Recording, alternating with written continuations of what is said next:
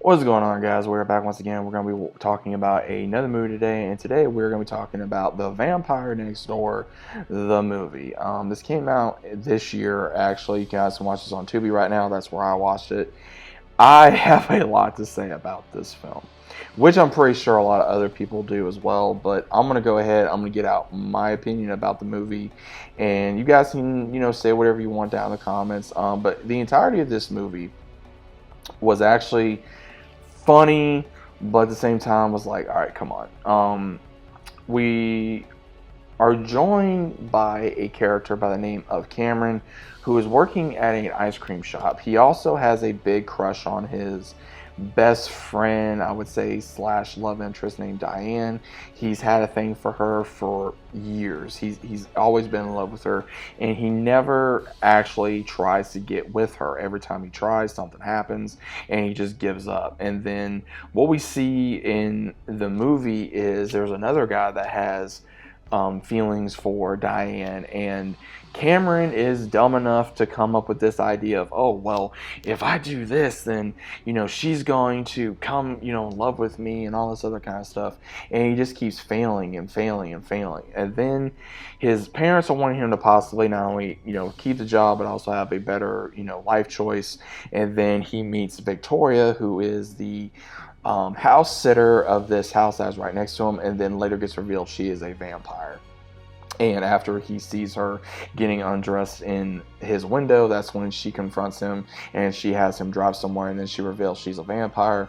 Then later in the movie, she reveals that the reason why she's going after all these different people is because they're not people, they're vampires. And she's going to try to get revenge on the one that not only turned her, but was her boyfriend, her master, and all these things. And then we see where he slowly starts developing, I would say, feelings for Victoria, but at the same time, he's trying to be defensive of her seduction and her feelings and just everything.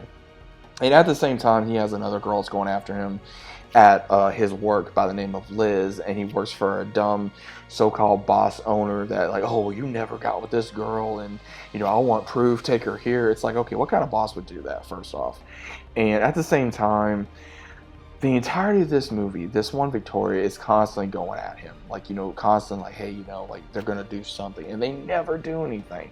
There is a scene where they're making out in bed after she goes in his bedroom, and even his dad catches him and gives him props at the very next day of, like, like, hey, and they still don't do nothing because he's so hung up on Diane. And at the same time, it gets revealed that Diane is not as she seems, because we later find out in the movie that again, with him helping the character Martin, who was a complete idiot, and he just keeps helping him and helping him and helping him, and he gets revealed that Diane was a vampire. And it's like, what? So it was crazy that he was after one vampire the entire time, did not know, and another vampire was coming on to him and had another girl that he was working with that was there. Oh my gosh. So the way this movie ends, which was funny, Diane gets revealed to be the vampire that Victoria has been after, that killed her master slash lover, and they start having a fight, even though in the movie they do sleep together at one point, I guess confirming that that was her, but at the same time, her using Cameron as bait to confirm if it was her. And then we also see where Diane, this is what got me, guys. Diane turns the one Martin, and we see it, and it gets revealed, when she's a vampire. Then the dumb owner of the ice cream shop where Cameron works at follows them to his house, and then she turns him, what we see later on. And I'm like, okay, what the hell? Seriously? We see a fight between Diane and Victoria. Diane gets the upper hand because she's older, more than likely, and she reveals that's not what happened. She revealed that she was wanting to leave her clan, and the clan that was going to take her in was Victoria's clan, and things got crazy, and her master killed Victoria's master slash lover. So what happens is they decide to form an alliance and become like blood sisters slash, I guess, in a late relationship, because they start making out. And then Cam's like, okay, what do we do now? And Diane can't stay because, oh, she's seen everyone she loves dies, and she doesn't want to see him do that. And, oh, when he needs her, she'll be there. And he just goes on his way. Just goes on his way. Same thing with Victoria. Victoria says, hey, you rejected all my advances and all this other kind of stuff. I'll see you around. And they take the dumbass that was trying to get with Diane, and they take the dumb owner of the ice cream shop. And Cameron says at the end of the movie, oh, well, we're gonna, I finally figured out what I want to do. I want to be a writer, and I'm gonna write about lesbian vampires. And yeah, there's some comedy in here, I will admit that.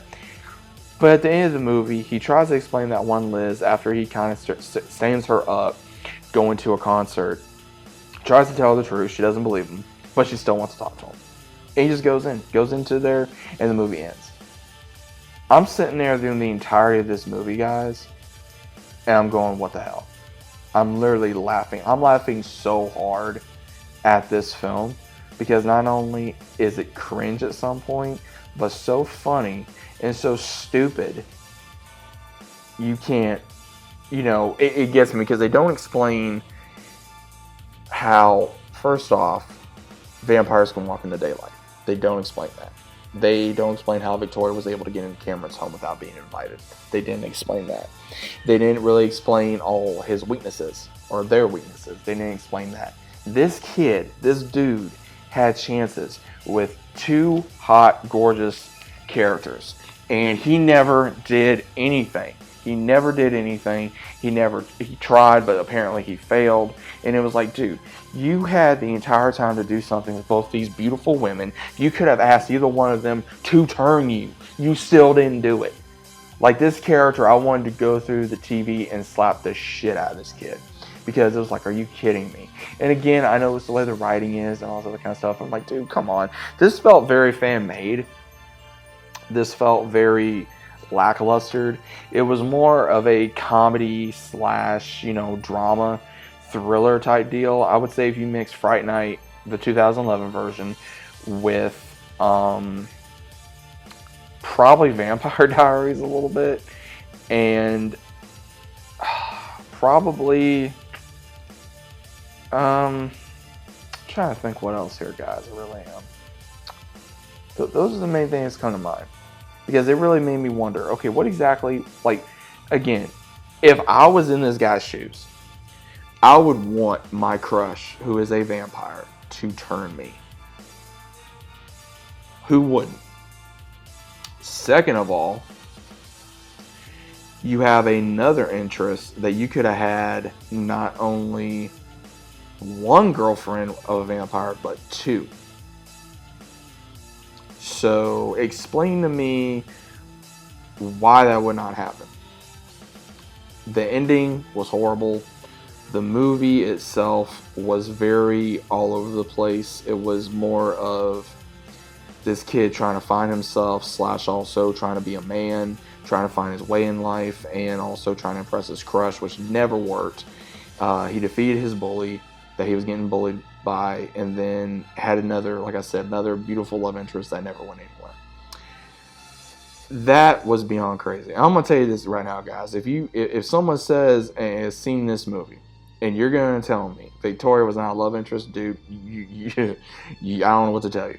You're wrong, because I'm sorry. If he's willing to make out with her in bed and all that other stuff, it's like, come on, any guy would. Any guy would have in his case. If they had a brain and they weren't that scared, or they actually didn't care, or they did care, and they're like, hey, that's going on with my other crush, then guess what? It would happen. I'm just going to say that. So, again, do I recommend this movie for people? Probably not, because all you're going to do is you're probably going to throw your hands up and go, what the hell with the story. You're probably going to be upset with how the story ends and just some of those things that just don't make sense. So, again, guys, I'm probably not going to recommend this movie to people. Has some decent actors in here, some very beautiful actors, I will say that, who play Victoria and Diane, so they did a good job. But at the same time, just a lot of this movie was just really cheesy. That's all I'm going to say. It was just a really cheesy movie. But that is my overall stance of The Vampire Next Door. What do you guys think? Let me know down in the comments if you guys have seen this movie.